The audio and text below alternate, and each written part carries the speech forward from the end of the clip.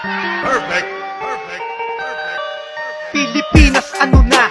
Grabe tang ina. Dahil sa init ng ulo, tinumba ang mag-ina. San ba kami pupunta? San manghihingi ng tulong kung mismong isa sa mga sumbungan ang nagpaugong ng putok ng barel na para lang sa kriminal? Simpleng alitan, lumaki hanggang sa maging kritikal. Oo, laseng nandun na tayo, maingay at masagot, pero di yun rason para ang buhay nila'y malagot. Nakakatakot, wala nang takot ang mga salot sa liwanag o dilim. San mang sulok ay umaabot ang kampo ng kadiliman. Alagad ni Satanas, huwag kang umasang may pag-asang matanggap ka sa taas.